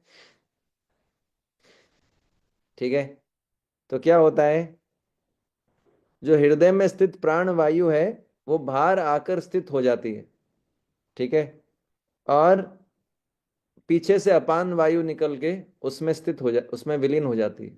समझ गए आप? तो प्राण वायु के अंदर क्या हो रहा है? अपान वायु का हवन हो रहा है। तो जैसे आप कपाल भाती करते हैं ना, कपाल भाती, उसमें तो सांस को बार बार बाहर छोड़ते हैं।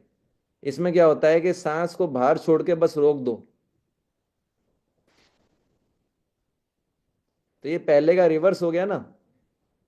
पहले वाले में सांस को अंदर लेके रोकना था, इसमें सांस को बाहर ले जाके रोकना होता है। इसको बोला गया क्या? प्राण के अंदर अपान का हवन। और ये जो है ये पहले वाले यज्ञ से ज्यादा कठिन है। आप करके देखिए अभी। आप सांस को अंदर लेके रोके देखिए और सांस को बाहर छोड़ के रोके देखिए, किस में ज्यादा समय तक रह पाते हैं, मुझे बताइए। करके देखिए। ज्यादा लंबे समय के लिए कौन सी स्थिति में रह पाते हैं, फर्स्ट वाली में या सेकंड वाली में? टाइम नोट कर सकते हैं।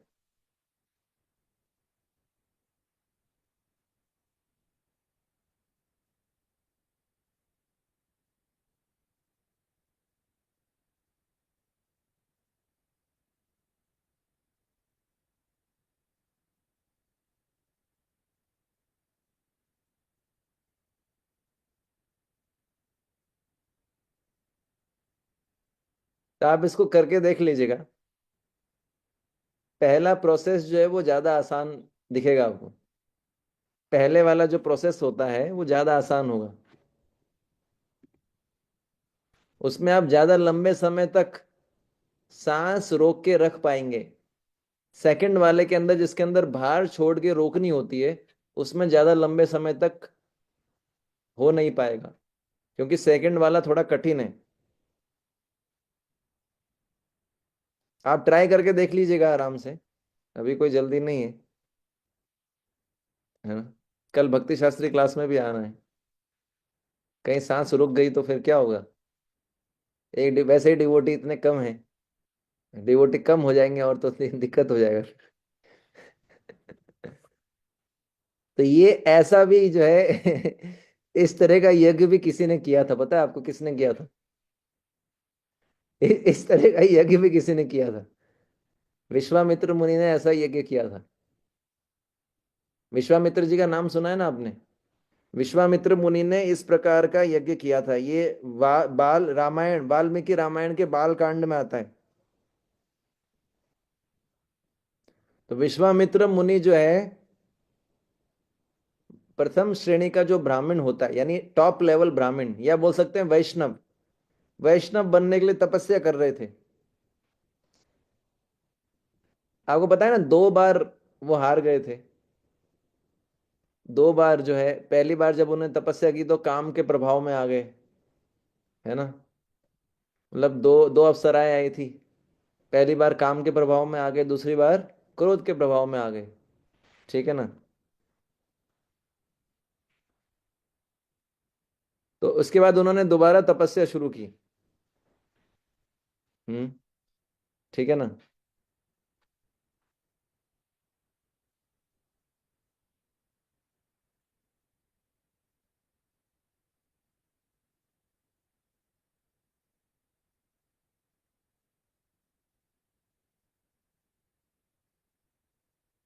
तो जब सेकंड टाइम उन्होंने किया था ना, सेकंड टाइम, पहली बार तो मेनका आई थी, तब वो हार गए थे। सेकंड टाइम जो है उन्होंने अंदर वाला किया था, अंदर लेके सांस को रोका था, तब रंबा रंबा रंबा आई थी। तो रंभा ने क्या किया? क्रोध का मतलब काम का संचार तो नहीं कर पाई, लेकिन क्रोध आ गया था उनको। और फिर उसके बाद जो वो क्रोध किया उन्होंने, उनको पत्थर पत्थर की मूर्ति, 10,000 वर्षों तक पत्थर की मूर्ति बन जाओ, श्राप दिया था। तो उनकी तपस्या खराब हो गई वापस। फिर जो है तीसरी बार उन्होंने क्या किया, ये सेकंड वाला प्राणायाम किया, सेकंड वाला यज्ञ किया। उन्होंने अपनी सांस को बाहर छोड़ छोड़ दिया और सांस को रोक दिया। ऐसा उन्होंने कितने दिन तक किया? 1,000 वर्ष तक। बस केवल 1,000 वर्ष तक सांस को बाहर छोड़ के और रोक दिया, सांस नहीं ली दोबारा।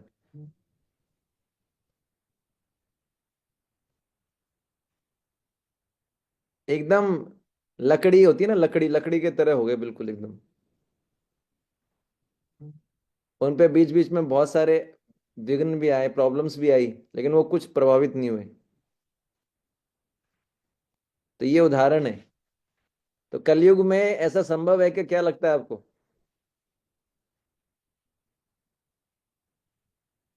ये जो विधि है, ये ये जो विश्वामित्र जी ने की थी, ये त्रेता युग में किया था। अभी कौन सा युग चल रहा है? कलयुग।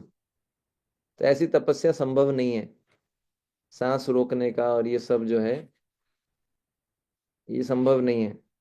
कलयुग में श्रीमद् भागवत में बताया गया 12वें स्कंद के 3 अध्याय के 51 और 52 नंबर श्लोक में, है ना, कलिर्दोषो निधे राजन अस्ति एको महान गुणा कीर्तन एवं कृष्ण से मुक्त संग परम व्रजेत।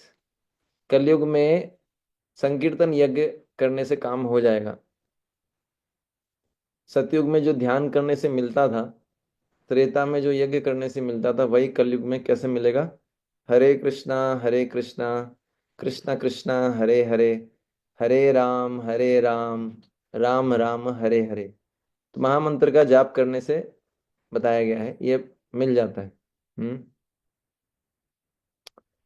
तो स्कंद पुराण के चातुर्मास महात्म्य में बताया गया है कि संसार में अगर कोई पूर्ण तपस्या है, तो वो पूर्ण तपस्या क्या है? भगवान के नाम का कीर्तन करना, भगवान के नाम का जप करना, कीर्तन करना सबसे बड़ी तपस्या है। ये तपस्या होती नहीं है। जब प्रभुपाद जी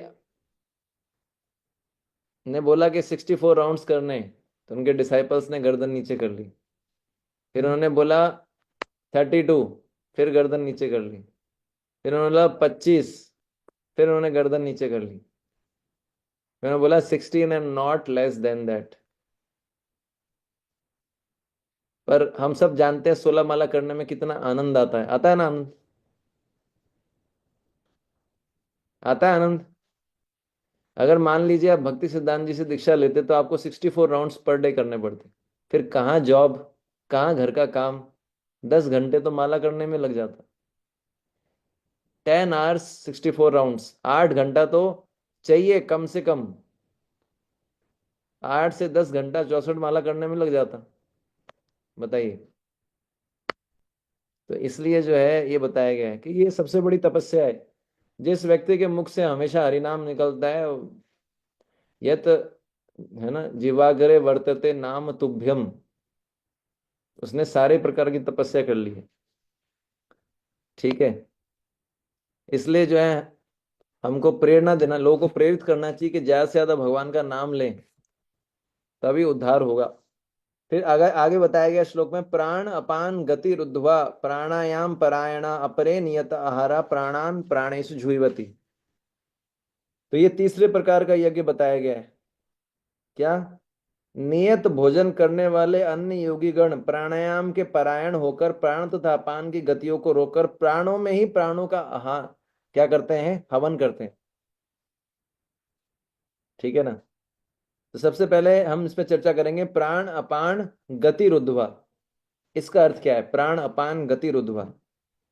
तो यहाँ पर जो योगी होता है वो अपनी प्राण वायु और अपान वायु की गतियों को रोक देते हैं। प्राण अपान गति रुद्ध्वा, अपनी प्राण और अपान दोनों प्रकार की वायु उसकी गतियों को रोक देते हैं। प्राण वायु की गति ऊपर होती है, जैसे कि मैंने बताया। अपान वायु की गति नीचे होती है। ठीक है ना। तो इसका अर्थ क्या है, ना तो वो अंदर सांस लेके सांस को रोकता है, ना बाहर छोड़ के सांस को बाहर रोकता है। अपने अपने स्थान पर प्राण वायु अपान वायु को रोक दिया जाता है। हम्म तो पहले वाला क्या था, अंदर लेके रोकना। दूसरे वाला क्या था, बाहर छोड़ के रोकना। तीसरे वाले में ना अंदर लेके छोड़ा जाता है ना बाहर, जहां पर स्थित होती है वहीं रोक देना।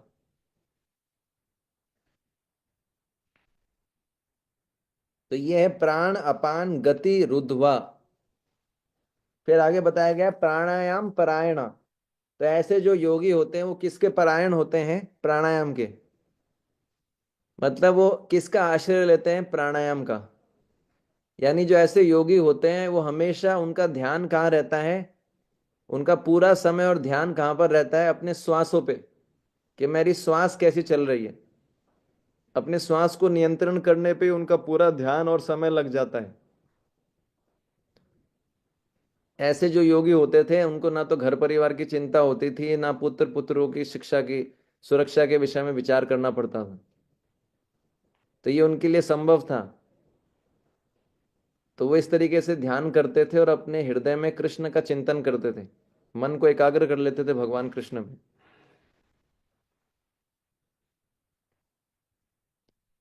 पर जो भगवान कृष्ण के जो भक्त होते हैं, हमारे लिए बताया गया है कि हमको ये सब करने की जरूरत नहीं है। हमको कृष्ण के परायण होना है। प्राणायाम परायण नहीं होना है, कृष्ण के परायण होना है। हालांकि स्वास्थ्य की दृष्टि से प्राणायाम करना खराब नहीं है। भागवतम में बताते हैं कपिल भगवान, प्राणायाम करने से मन के शरीर के दोष खत्म हो जाते हैं।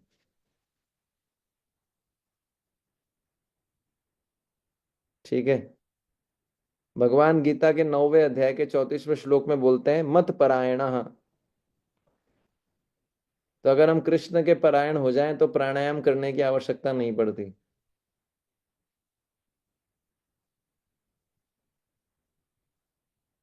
प्राणायाम करके कृष्ण को प्राप्त करने की जरूरत नहीं पड़ती अगर कृष्ण के डायरेक्ट परायण हो जाए। स्वास्थ्य की दृष्टि से प्राणायाम कर सकते हैं, अगर आपके स्वास्थ्य में कुछ प्रॉब्लम है, प्राणायाम करना गलत नहीं है, भागवत में बताया गया है। फिर आगे बताया गया नियताहारा। नियताहारा का अर्थ क्या है, नियत और हारा, आहारा। नियत और आहारा। नियत का अर्थ होता है पहले से निश्चित, और आहारा का शब्द होता है भोजन ग्रहण करने वाले। पहले से निश्चित भोजन ग्रहण करने वाले, नियताहारा, नियत आहारा।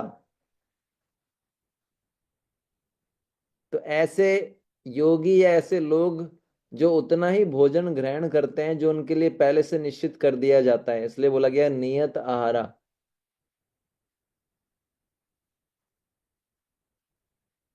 यानी ऐसे ऐसे लोग, ऐसे योगी जो भोजन के लिए बिल्कुल प्रयास नहीं करते, जो मिल जाए बस बढ़िया। तो वो ऐसे योगी जो है कृष्ण पर आश्रित रहते हैं कि कृष्ण की इच्छा से जो मिल जाए उसी में काम चला लेंगे। तो इसमें भी विश्वामित्र मुनि का उदाहरण आता है। हम्म मैंने जैसे बताया था, विश्वामित्र मुनि ने जब तीसरी बार तपस्या करी, श्वास को बाहर छोड़ के 1000 वर्षों तक श्वास नहीं ली, तो जब उनकी ये तपस्या पूरी होने वाली थी तो उस समय इंद्र आए। ठीक है ना।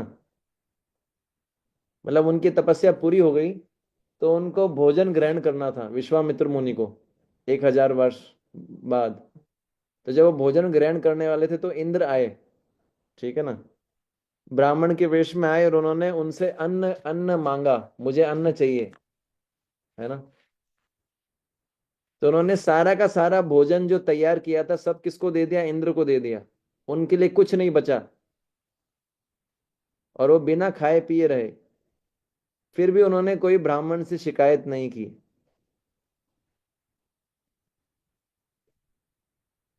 और फिर उन्होंने क्या किया, वापिस से अपनी सांस रोक के फिर से जो है 1000 वर्षों तक सांस नहीं ली। दोबारा फिर से उन्होंने शुरू कर दी तपस्या। ठीक है। तो उस समय जो है ब्रह्मा और बाकी देवतागण आए और उनको बोले बोले बोले तुम्हारी तपस्या से हम संतुष्ट हैं। अब तुम ब्राह्मण, प्रथम श्रेणी के ब्राह्मण या वैष्णव बन चुके हो। तो यहाँ पर जो विश्वामित्र मुनि थे, उन्होंने क्या किया था? नियत आहारा, उन्होंने विचार किया कृष्ण यही चाहते हैं कि मेरे को भोजन ना मिले। तो ये सोच के उन्होंने क्या किया? संतुष्ट हो गए। और नियत शब्द का एक और अर्थ होता है क्या? उपयुक्त। यानी नियत आहारा का अर्थ है जितना आवश्यक उतना ही भोजन ग्रहण करना। भगवान गीता के 6 अध्याय के 16वें श्लोक में बोलते हैं कि जो आवश्यकता से अधिक खाता है या बहुत कम खाता है, जो बहुत अधिक सोता है, जो बहुत कम सोता है ना, उसके योगी बनने की संभावना नहीं है। प्रभुपाद जी लिखते हैं शरीर और आत्मा को एक साथ रखने के लिए जितना आवश्यक हो उतना खाना चाहिए। आवश्यकता से अधिक खाएंगे तो क्या होगा? निद्रा आएगी। हम्म। लेकिन अगर बहुत खाने की भी आदत है तो कोई बात नहीं, कृष्ण प्रसाद खाते रहिए, धीरे धीरे अपने आप कम हो जाएगी खाने की आदत। जैसे ही मैंने ऐसे बोला, कितने भक्त कितने खुश हो गए। कम करने के लिए मत बोलिए प्रभु जी बस, है ना। तो फिर, तो इस प्रकार से नियत का अर्थ होता है जितना आवश्यक हो उतना ग्रहण करना। फिर आगे है प्राणान प्राणेषु जुहवती। ऐसे योगी अपने प्राणों को अपने प्राणों में ही हवन करते हैं।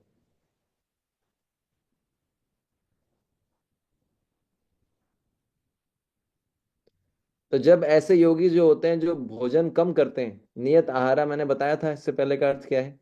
नियत आहारा मतलब आवश्यकता के अनुसार, है ना। या उससे पहले मैंने बताया था क्या? पूर्व निश्चित, यानी कम भोजन करते हैं इस तरह के जो योगी होते हैं। तो जब भोजन कम करते हैं तो क्या होता है? तो उसको अपने प्राणों की जो भूख होती है प्राणों के द्वारा ही मिटानी पड़ती है। हम्म। अपने प्राणों की भूख प्राणों के द्वारा ही मिटानी पड़ती है। इसका अर्थ क्या हुआ? कि वो कुछ नहीं खाता, भोजन कम करता है, तो उसके शरीर में जो उसको जो प्राणों की भूख होती है वो किससे मिटती है? प्राणों से ही। कुछ नहीं खाएगा तो जो मैंने बताया था वायु पी के रहते हैं ना, इस प्रकार से।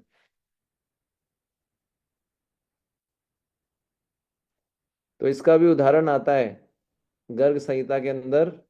द्रोण और धरा नाम से जो है वसु थे, द्रोण, और उनकी पत्नी थी धरा। उनके कोई संतान नहीं थी, तो उन्होंने जो है उनके पुत्र प्राप्त करने की इच्छा थी, और उन्होंने जो है ब्रह्मा जी के आदेश से वो एक पर्वत पे तपस्या की, मंदर पर्वत पे, और कंदमूल खाते थे। और फिर धीरे धीरे कंदमूल खाना बंद किया, सूखे पत्ते खाने शुरू किए, फिर जल पिया, और अंत में जल पीना भी बंद कर दिया। और उन्होंने 10 करोड़ वर्षों तक ये तपस्या की पर्वत पे, पति पत्नी ने। तब ब्रह्मा जी प्रसन्न होकर आए। उनके शरीर पे पूरा दीमक लग चुका था, उनका शरीर पूरा नष्ट हो चुका था। ब्रह्मा जी ने अपना जल छिड़का और उनको जो है क्या, वो दीमक का जो जगह होती है इसको बाम्बी बोलते हैं, वहां से बाहर निकले वो। और फिर उनको वही बने कौन? वो क्या बने बाद में? नंद महाराज और यशोदा माई। तो ये जो द्रोण और धरा थे, इन्होंने 10 करोड़ वर्षों तक तपस्या की है। तब जाके इनको ब्रह्मा जी के द्वारा पुत्र प्राप्ति हुई, और वो पुत्र कौन थे? भगवान स्वयं।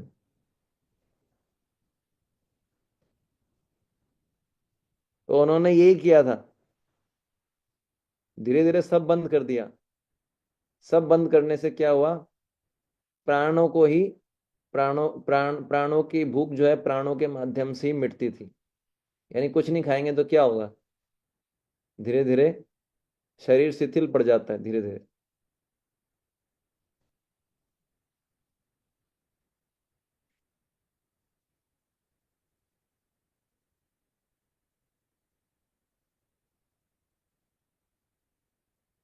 तो अभी जो है भोजन बंद करना संभव नहीं है कलयुग में। पहले के युगों में लोग भोजन बंद कर देते थे कई कई दिनों तक। अभी संभव नहीं है। इसलिए भोजन नियत आहार का मतलब है। क्या?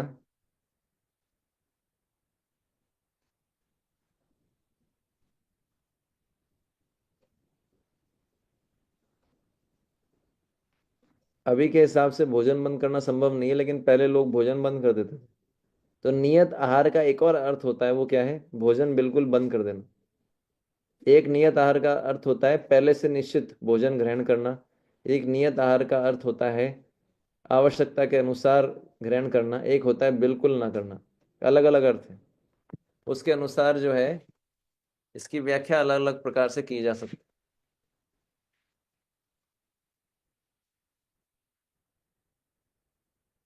ठीक है।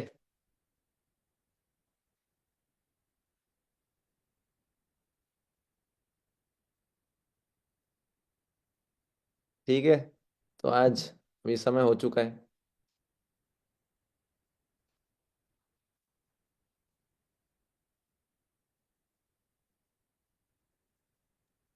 हरे कृष्णा प्रभु जी। हाँ प्रभु जी, अगर आप फ्राइडे की क्लास लेना चाह रहे हैं तो उसको फिर इवनिंग आवर्स में ही रखें इफ पॉसिबल। हाँ, इवनिंग में एक मेरी क्लास और होती है स्टूडेंट्स की। देखते हैं, थर्सडे को बता दूंगा आपको। अभी तो हाँ दो प्लीज तीन प्रभु जी, मॉर्निंग में संभव नहीं हो पाता है क्योंकि बहुत सारी चीजें रहती हैं। ठीक या ठीक। सैटरडे इवनिंग भी कर सकते हैं Prabhu ji if you want. Saturday evening ज़्यादा कंफर्टेबल लग रहा है अभी मुझे। देखते हैं, आपको थर्सडे को बता दूंगा मैं। अभी तो हमारा चलेगा। कल मिलते हैं। ठीक है। बहुत बहुत धन्यवाद। वांछा कल्पतरुभ्यश्च कृपा सिंधुभ्येव च पतितानां पावनेभ्यो वैष्णवेभ्यो नमः। शिल प्रभुपाद की जय।